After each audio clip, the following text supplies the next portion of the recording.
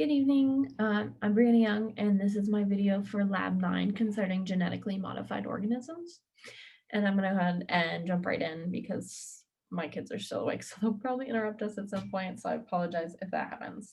So, first, I'm just going to go over the viewpoints and credentials and any stake that these certain groups have in concerning GMOs and their place in the marketplace. So, the first category is American consumers. Most American consumers are just concerned with their health and how GMOs are affected by it.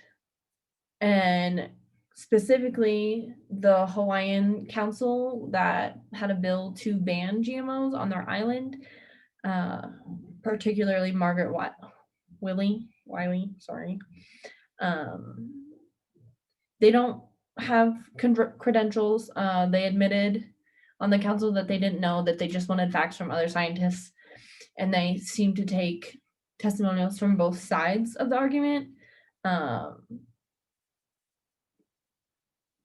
most protesters that are seen throughout the film are either for or against. There's no in between, and they're very quick to cite sources for pro or against whichever side they represent.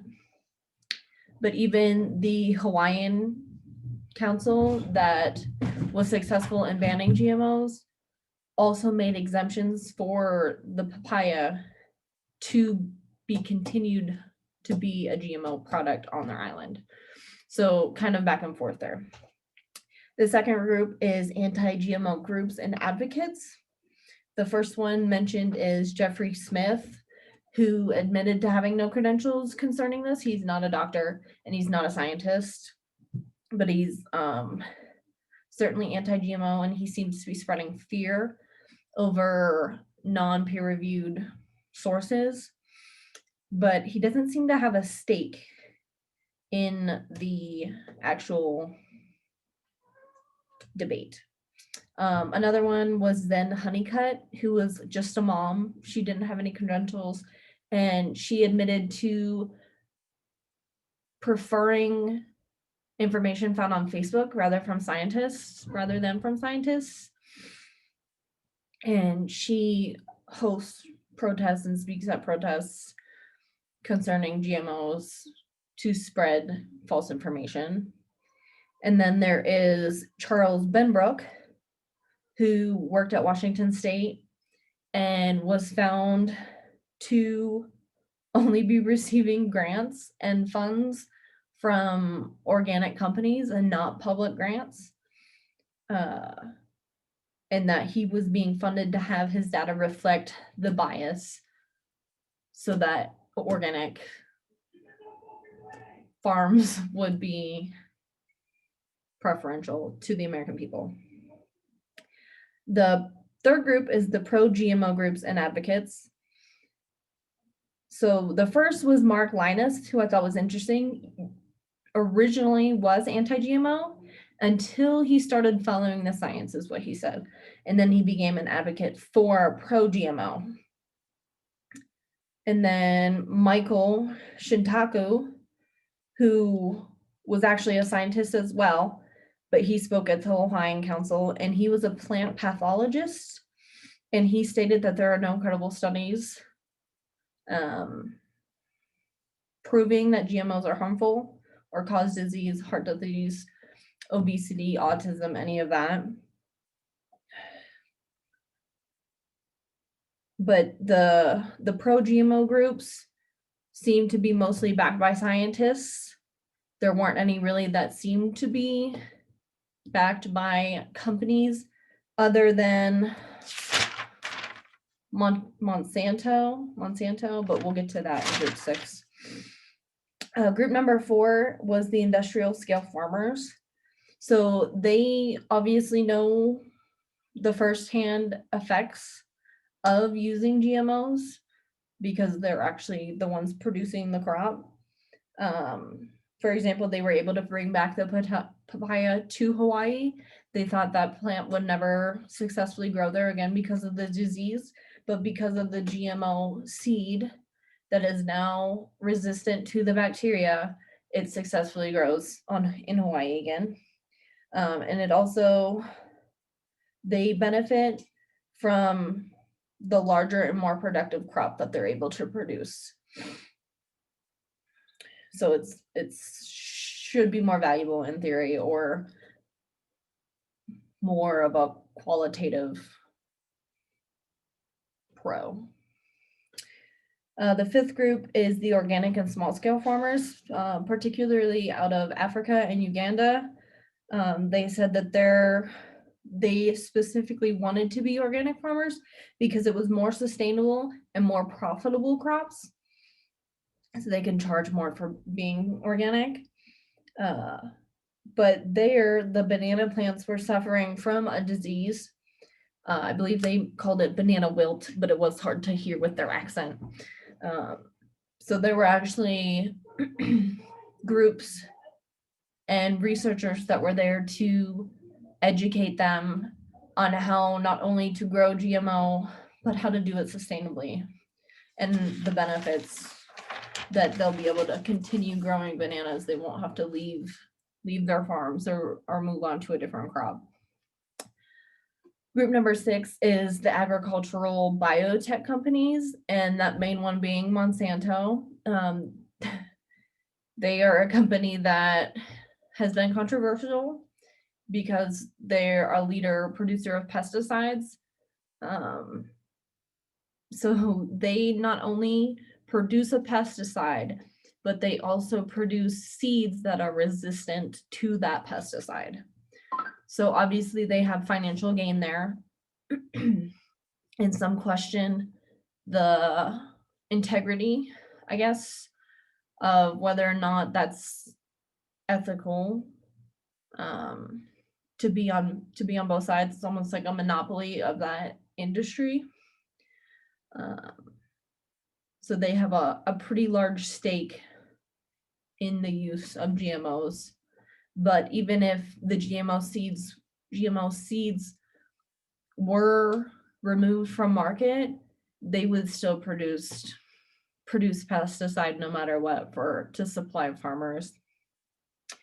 Group number 7 are the scientists, and there was quite a few mentioned within the video, but all of them seem to agree that scientists are influenced by data and they're not influenced by industry. So if in the future the science says that this is not the right way, then it's safe to believe that they will find another solution.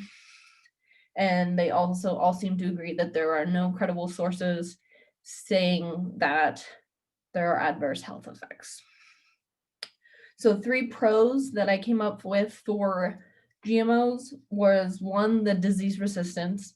So like in the case of the bananas and the papayas, the farmers are able now to produce those crops, without fear of them dying. So not only are they providing jobs, but they're supplying the world with those fruit. Number 2 is that they require less toxic pesticide use. So if you removed the GMO seed, like I said earlier, they're going to end up using more harmful pesticide and they're going to use more of it. And then number 3 is they can help third world countries receive valuable nutrition, like in the case of the golden rice, where I believe it was vitamin A that they were enhancing the produce with. And I mean, why not? If you can give more nutrients to a fruit or a food in general, why would you choose not to? I could see the argument for not using pesticide or having pesticide resistance within a food, but adding nutrition, I don't believe could be negated as a pro. 3 cons were a little bit harder for me to come up with after watching the video, but one is that we don't know the long-term effect on crop. Or is the disease well, that was my second one. They could create resistant bacteria. So just like with when we talked about vaccines and like viruses becoming more resistant to antibiotics, the same goes for crops and the diseases that are affecting crops. If those crops are treated in the same way that a vaccination is similar to, or a medication comparable to that analogy, could those diseases also mutate in something that could become harmful again? And then number 3 would be that just the fact that they don't seem to be able to coexist with organic farmers, and that's not necessarily that their fault, but just with the way that they are propagated and politicized, it seems that they are it's either you're pro GMO or you're anti GMO. Like you can't have both. So what did I learn? What's my view in should we label GMO foods? So I didn't know much about GMOs coming into this chapter in lab. So almost all of this was beneficial to me to hear, because I've really only heard the fear mongering on Facebook and such. But I thought that the disease treatment was quite impressive. I didn't realize that that was actually a concern. You don't hear much about crop disease, or at least I don't. So I thought that was pretty impressive, as well as adding that nutritious value.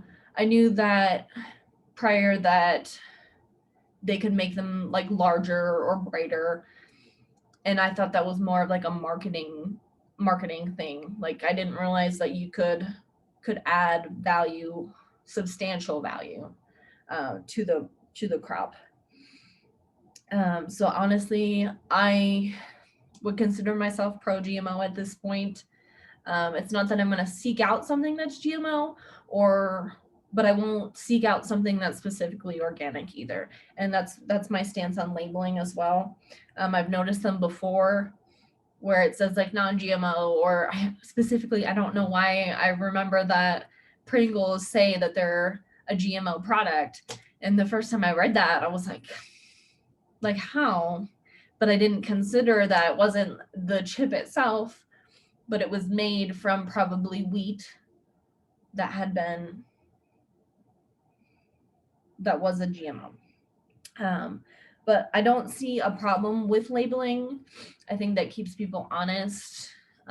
For the anti-GMO groups, they would have an option. They wouldn't feel like they're being lied to about what they're eating. So honesty, I believe, is the best policy. So I don't see a problem with labeling. But like I said, I wouldn't seek them out, but I wouldn't.